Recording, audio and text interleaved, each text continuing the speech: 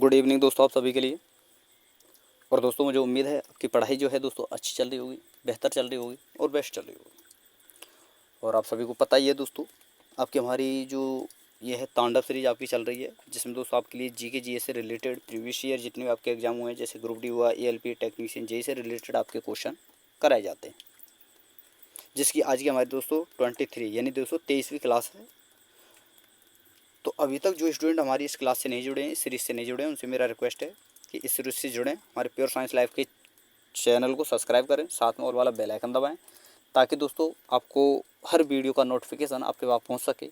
या फिर दोस्तों जो भी इन्फॉर्मेशन होती हैं रेलवे से रिलेटेड या अन्य किसी एग्जाम से रिलेटेड, वो इन्फॉर्मेशन आपके पास पहुँच सके। ठीक है दोस्तों। और आपको बता दोस्तों कि सेक्शन कंट्रोलर की आपकी वैकेंसियाँ निकल चुकी हैं, तो उसकी आप देख लें दोस्तों। और एक सारी इन्फॉर्मेशन यानी जितना इम्पोर्टेंट चीज़ें हैं जो बतानी होती हैं एक पोस्ट से रिलेटेड, वो सारी चीज़ें मैंने वीडियो में बताई हुई हैं, तो पीछे जाकर आप वीडियो देख सकते हैं। ठीक है, तो चलिए दोस्तों आज हम अपनी क्लास स्टार्ट करते हैं। और आज हमारी 23वीं क्लास है, जिसमें आज का हमारा एग्ज़ाम है दोस्तों, जो हुआ था आपका 17/12/2024 का थर्ड शिफ्ट का आपका एग्ज़ाम है, आरआरबी जेई से रिलेटेड।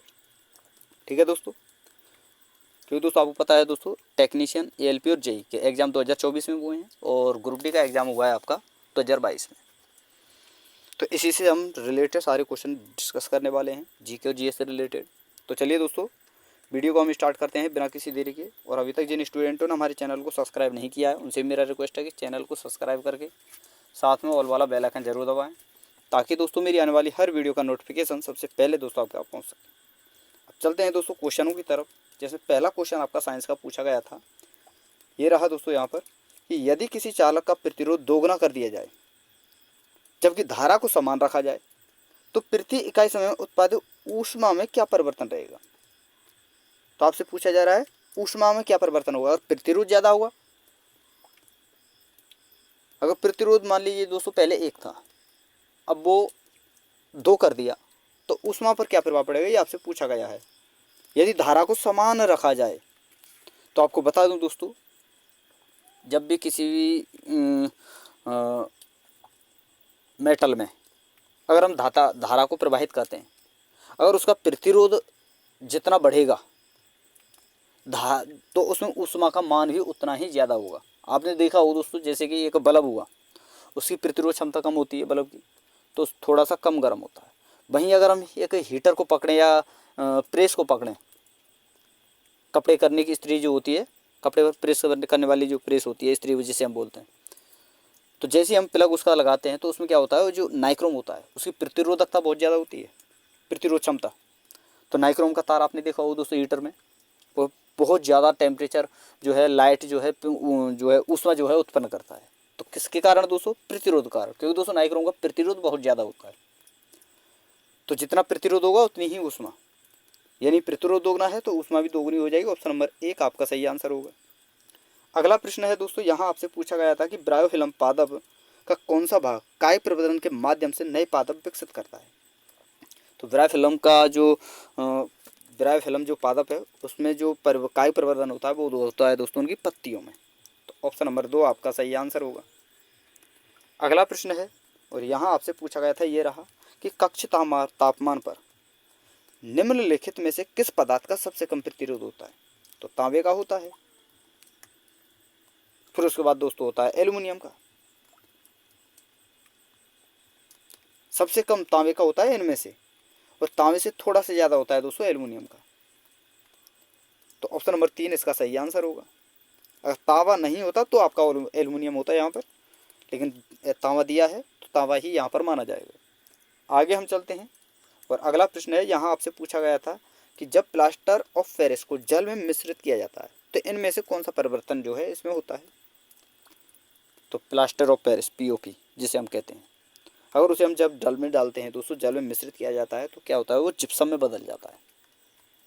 और आपको पता है दोस्तों पीओपी जो होता है उसका प्रयोग कहाँ पर किया जाता है, मूर्तियाँ बनाने, पुट्टी में, इन सभी में। और आपको ये बता दोस्तों, जो जिप्सम है इसका उर्वरक क्षेत्र में यानी उर्वरकता बढ़ाने में इसका प्रयोग किया जाता है जिप्सम का, ये भी आपको याद रखना है। तो ऑप्शन नंबर 2 इसका सही आंसर होगा। अगला प्रश्न है, यहाँ आपसे पूछा गया था कि श्रेणी परिपथ में प्रतिरोधों के संबंध में निम्नलिखित में से कौन सा कथन सही है। तो श्रेणी परिपथ में पूछा है तो कुल प्रतिरोध जो होगा, सभी जितने भी आपके प्रतिरोध दिए हुए हैं उनका योग जो होगा वो कुल प्रतिरोध के बराबर होगा। तो ऑप्शन नंबर 3 आपका सही आंसर होगा। अब अगला प्रश्न है दोस्तों, यहाँ आपसे पूछा गया है कि कोई पदार्थ आवेशों के प्रवाह का कितना प्रतिरोध करता है, इसकी माप पर, तो इसकी माप क्या कहलाती है। तो उसे कहते हैं हम दोस्तों प्रतिरोधकता। तो ऑप्शन नंबर 2 इसका सही आंसर होगा। अगला प्रश्न है और यहाँ आपसे पूछा गया था, ये रहा कि व्यंजक चूर्ण के विरचन में क्लोरीन गैस की क्या भूमिका होती है। तो व्यंजक चूर्ण जो होता है दोस्तों, चाहे उसे हम क्लोरीन गैस, व्यंजन चूर्ण के विरचन में जब क्लोरीन गैस हम जो है मिलाते हैं या उसकी क्रिया करवाते हैं तो क्या होता है, इस अभिक्रिया में दोस्तों यह सस्व बुझे हुए चूने के साथ अभिक्रिया करके व्यंजक चूर्ण का निर्माण करती है, यानी व्यंजक चूर्ण जो है बनाती है। तो ऑप्शन नंबर 1 आपका सही आंसर होगा। अगला प्रश्न है, यहाँ आपसे पूछा गया था कि प्रयोगात्मक रूप से अवतल दर्पण की फोकस दूरी कैसे निर्धारित की जाती है। फोकस दूरी की बात हो रही है कि फोकस दूरी का निर्धारण कैसे किया जाता है दोस्तों, तो दर्पण और उसके द्वारा बनाई गई वस्तु के प्रतिबिंब के बीच की दूरी को मापकर। जैसे दोस्तों ये दर्पण है, तो मान लीजिए यहाँ प्रतिबिंब बना यहाँ, तो फोकस दूरी कहाँ होगी दोस्तों, यहाँ पर, तो ये फोकस दूरी मानी जाएगी इसकी, ठीक है, ये वाली। तो ऑप्शन नंबर 2 इसका सही आंसर होगा। अगला प्रश्न है, यहाँ आपसे पूछा गया था, ये रहा कि खमीर में जनन की किस अलैंगिक विधि द्वारा जनन होता है। तो खमीर में जो जनन होता है यानी यीस्ट जिसे हम कहते हैं, जिसका प्रयोग शराब बनाने में किया जाता है, तो इसका प्रयोग, इसमें जो जनन होता है वो होता है दोस्तों मुकुलन के द्वारा, बडिंग जिसे हम कहते हैं। ऑप्शन नंबर 2 इसका सही आंसर होगा। अगला प्रश्न है, ये रहा दोस्तों और यहाँ आपसे पूछा गया है कि गुलाब के फूल का परागकण के माध्यम से सूर्यमुखी के वर्तिकाग्र तक पहुँचता है। पराग वर्तिकाग्र द्वारा अस्वीकृत किया जाएगा, क्यों किया जाएगा दोस्तों, क्योंकि पराग जो है वह सूर्यमुखी का नहीं था, इसलिए तो जो है अस्वीकृत किया जाएगा। हाँ, गुलाब का होता, गुलाब के फूल से अन्य किसी गुलाब के फूल में जाता तो वह स्वीकृत हो जाता। तो ऑप्शन नंबर 2 इसका सही आंसर होगा। अगला प्रश्न है, यहाँ आपसे पूछा गया, ये रहा दोस्तों कि समजातीय श्रेणी कार्बनिक यौगों का एक ऐसा समूह है, कैसा समूह है, जिनमें प्रकार्यात्मक समूह समान होते हैं, समजातीय में समान, लेकिन CH2 समूह का अंतर होता है, नहीं एक कार्बन का अंतर होता है और 2 हाइड्रोजन। तो ऑप्शन नंबर 4 इसका सही आंसर होगा। अगला प्रश्न है, यहाँ आपसे पूछा गया था, ये रहा कि हाइड्रोनियम आयनों की सांद्रता बढ़ाने के साथ pH का मान क्या होता है। हाइड्रोनियम आयन की अगर सांद्रता बढ़ती है तो pH मान घटता है।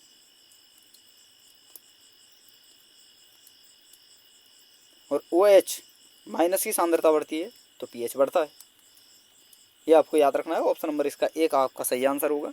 अगला प्रश्न है, और यहाँ आपसे पूछा गया था कि घरेलू ऊर्जा खपत को मापने के लिए आमतौर पर विद्युत शक्ति की किस इकाई का उपयोग किया जाता है। तो किलोवाट घंटा, ये तो आप सभी को पता ही है दोस्तों। ऑप्शन नंबर 3 आपका सही आंसर होगा।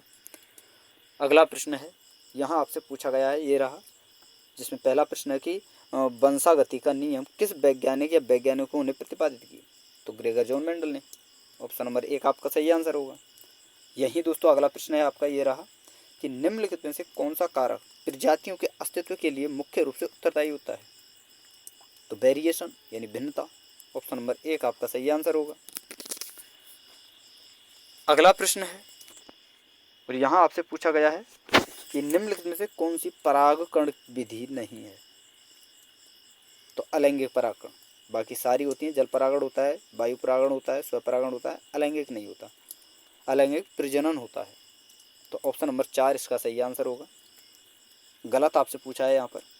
और दोस्तों वीडियो अगर आपको पसंद आ रही हो तो वीडियो को लाइक करते चलें, शेयर करते चलें। आगे हम चलते हैं। अगला प्रश्न है, यहाँ आपसे पूछा गया था, ये रहा, जिसमें पहला प्रश्न है कि परिवार नियोजन में कॉपर्टी जैसे उपकरणों का उपयोग करने का उद्देश्य क्या है। तो आपको पता है दोस्तों, ये कॉपर्टी का जो प्रयोग किया जाता है वो निषेचित अंडे को गर्भाशय में प्रत्यारोपित होने से ये रोकता है।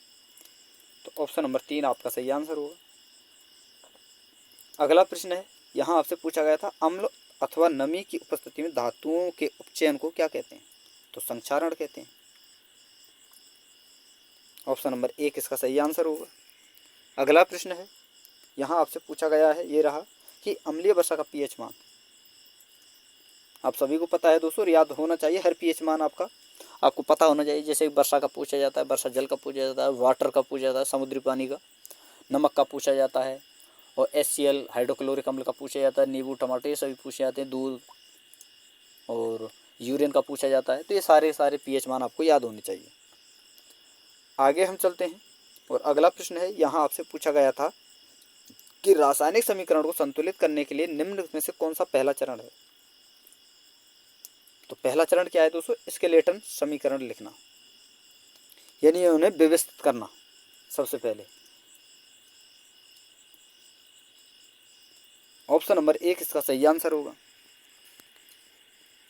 फिर उसके बाद दोस्तों उसके हाइड्रोजन और ऑक्सीजन आयन देखे जाते हैं। फिर उसके बाद दोस्तों गुणों के रूप में उन्हें समझा जाता है। ये इतना जरूरी नहीं है, गुणों का तो पता ही नहीं चलता वहाँ पर, केवल हमें संतुलित करना होता है हाइड्रोजन और ऑक्सीजन आयन के परमाणु को संतुलित करने के समय। जैसे कि हाइड्रोजन की कितनी संख्या है, ऑक्सीजन कितनी है, HCl की कितनी है, HCl में हाइड्रोजन की कितनी है, क्लोरीन कितनी है, इस प्रकार से।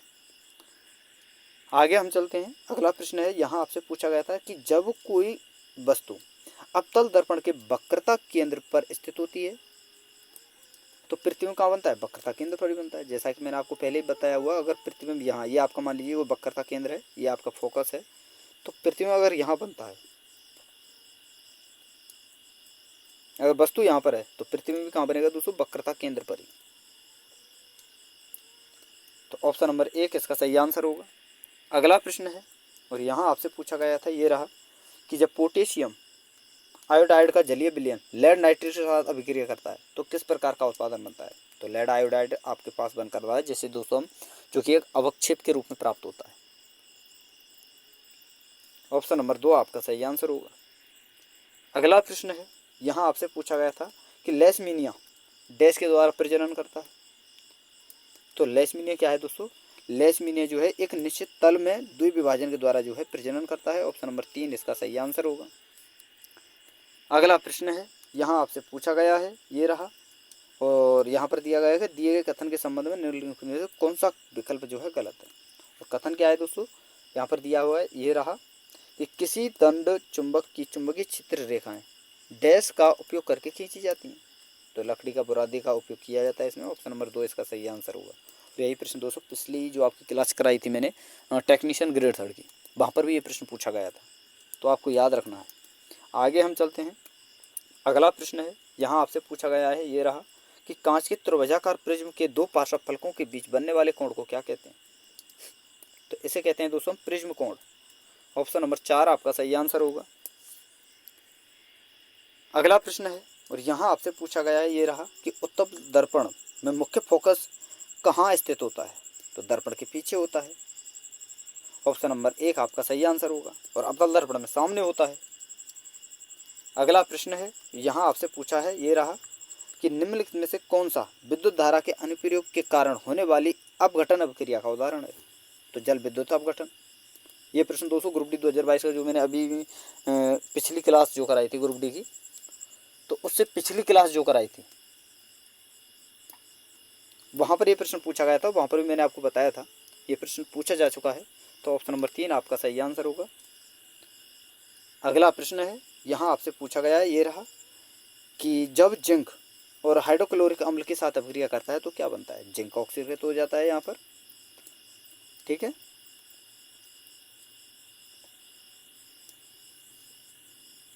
तो क्या होता है दोस्तों? जिंक यहाँ पर ऑक्सीकृत हो जाता है। आगे हम चलते हैं। ऑप्शन नंबर 2 इसका सही आंसर होगा। आगे हम चलते हैं। अगला प्रश्न है और यहाँ आपसे पूछा गया था, ये रहा दोस्तों कि परागकण से नीचे की ओर एक नली जैसी संरचना वर्तिका तक जाती है और बीजांड तक पहुँचती है। तो यह पराग नली क्या कार्य करती है? तो यह क्या करती है दोस्तों? नरजनन कोशिकाओं को अंडाशय में मादा जनन कोशिकाओं तक पहुँचाना इसका कार्य है। तो ऑप्शन नंबर 2 इसका सही आंसर होगा। यानी नरजनन जो कोशिकाएं हैं उनको अंडाशय तक, मादा के अंडाशय तक ये पहुँचाने का कार्य करती है।